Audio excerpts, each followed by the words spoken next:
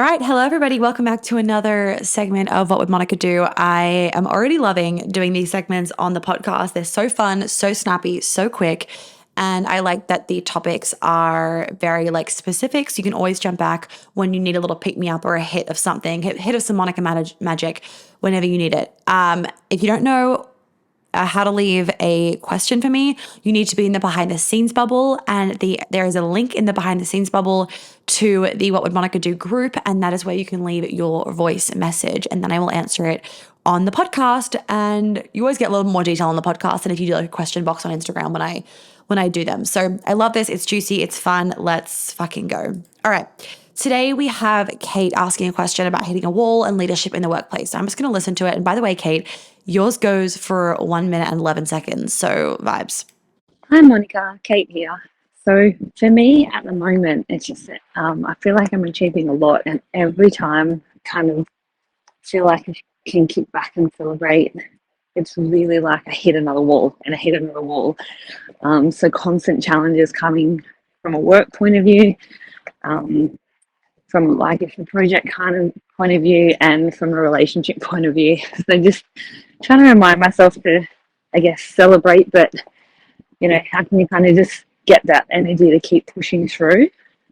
And I guess the other big thing is just really around work and navigating, having leaders that are really looking to you to step up and, push your overall leader to work in a different way and really be a strong leader. All men, and they've kind of brought in the female to really push these behaviours, and just having some cultural differences. So just trying to navigate how to encourage leadership in that situation. Okay. So I think I'm understanding what Kate's saying. She's saying, one, she feels like she keeps hitting walls in terms of like her growth. So like how do we stop that from happening, and just maybe some help on that and just some wisdom, a little pep talk. And then the second part of the question was about, I guess, being a feminine leader. I couldn't fully grasp. I listened to it 3 times. I couldn't fully grasp the exact question, but what I got from it, hopefully we all did, and if not, well, she can re-ask it. What I got from it is like being a strong female leader, and really stepping up and what to kind of do, especially when it sounded like it was quite male dominated. So firstly, if you feel like you are continuing to hit walls, like you have this big growth, you hit a wall, you have a big growth, you hit a wall. Firstly, you might be in a phase where you are going through major quantum leaps. I have felt like that even the first 6 months of this year. It was just thing after thing after thing, thing after thing. It's fucking exhausting. My boyfriend and I are just exhausted by it because it's happening to both of us. And it's because we've had such rapid change in our lives, and we're going through a phase of just like, we wanted growth really quickly. We are the kind of people, both of us, where it's like 0 to 100, and it's 0 or 100. It's like we are at a black tie event, or we are, in our fucking pajamas at home. We don't have pajamas, we sleep naked. We're in our tracksuits at home. Like there is no in between. And so what can happen is you can literally just be going through a phase where you are actually in this huge growth aspect of your life. And when you hit a wall, it's actually not a wall. It's something that you have to break through to get to the next thing. So you could just be like, I hit a wall, fuck it, I'm just chilling here, and then not keep growing. But because you're wanting to keep growing, it's like you will push through the wall. You're choosing to push through the wall to get to that next step. You could not push through the wall and just get complacent and just chill out in the zone that you're currently in, which is completely fine. If you need a break, that's fine. So just kind of throw the towel in for a little bit, have a human moment, and then pick it up when you're ready again.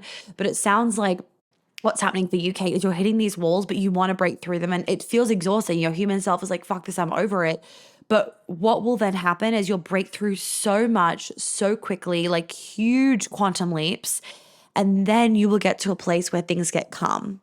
Then everything will get a little bit calmer. And we all go through them. Like I go through them. I don't want anybody thinking that I don't fucking go through them. I'm going through it right now. Like we have been jumping from like house to house with Airbnbs. We're in like another Airbnb right now. But so soon it's going to be like, okay, we'll be on a new fucking chapter of like doing up a house a little bit and interior design, all that jazz, which is the whole fucking job in and of itself. But then it's a new energy. It's like we actually get to have that home feeling. And then once that's done, we get to enjoy it. So it's like the fate, like in our home life, right? In my home life right now is ours. My home, just to be it simple, in my home life right now, there's a lot of change. We hit walls again, again, again. I'm like, I'm fucking over it. I'm exhausted by it. I'm just like done with it. But I also know that then in 6 months' time, and really even less, because like in 6 months' time, we'll be like a lot more settled than we are right now. But even in a month's time, we're gonna be okay, not a month, in like a month and a half, we're gonna be so our home situation is gonna be like dealt with. It's gonna be like, okay, that's karma. We can navigate that. There isn't this rapid change, and there isn't like walls that we have to break through over and over again. But then there might be for work stuff. Like it happens to people that are really A type and ambitious because we do it to ourselves, because we want it, because we want growth. And with growth comes things that need to be burned to the ground before we can grow. Like before a quantum leap, before an up level, there's always a breakdown. And that's just another way of being like, there's walls that you have to break through before you get the thing after the wall. Nothing wrong with you. Like, make sure you're not trying to manifest it, that you're secretly loving the problems. But also embrace them as like, I am growing so fucking rapidly. And that is an amazing thing.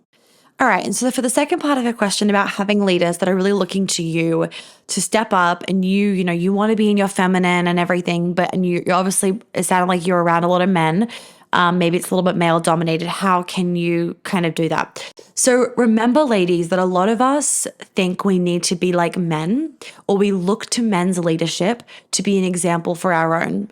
Don't.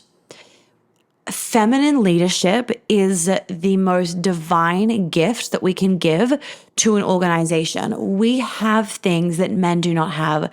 We have a level of empathy and compassion and awareness, and we can read body language and energy so much more easily than a man can, and we can bring that to the table as like a superpower that men can like, it's my dream that men would be like, you know what, let's call Monica, like we need her, like, well, let's call Kate, we need her like intuition on this subject. Like that's my dream, where instead of us all trying to be the same, we're like, we need a woman's opinion on this, because we see the benefits of the difference of our genders. Like that is the fucking dream. Where in these big corporations that we have made the devil for these past, whatever, 20, 30 years, we've made the devil, or even not maybe that long, maybe more like 20. We've made even more like 10. It's kind of recent that we're making these big corporations the devil. It's like, we have put these corporations down so much, but really it's not the problem isn't the corporate world. The problem is the way that we engage within the corporate world on like an interpersonal level. So wouldn't it be beautiful if we used men for their expertise and we used women for their expertise, and we didn't make either right or wrong? We didn't make it sexist. We didn't make it misogynistic. We didn't make it degrading. I do this in my business. I call on men when I need a male opinion, or I will say, you know what, you're a man, you just fucking do it. I trust you. Like, I just don't understand this, because I see the benefit of a man's brain that I just don't have that. Like, I don't understand finances the way that my boyfriend does. I don't do those kind of things in our relationship because I'm not as good at it. And then for other things that he needs a female opinion on, he'll ask me. And this the same goes with my guy friends as well. It's like the same, it really is the same thing. So I would be saying, Kate, to really hone in on the amazing things that your femininity brings to the table in terms of your leadership, instead of trying to like out dominate or out leadership the men, or to try and be a kind of version of yourself that isn't you. Just be you. Like, when people are looking to you for great leadership is also about empathy and compassion and understanding and openness and respect and safety. Like, those are all really important things that are important for you to embody when it comes to leadership. So bring those to the table, because wouldn't it be beautiful for you to be the, female leader in the office that everyone feels safe to come to?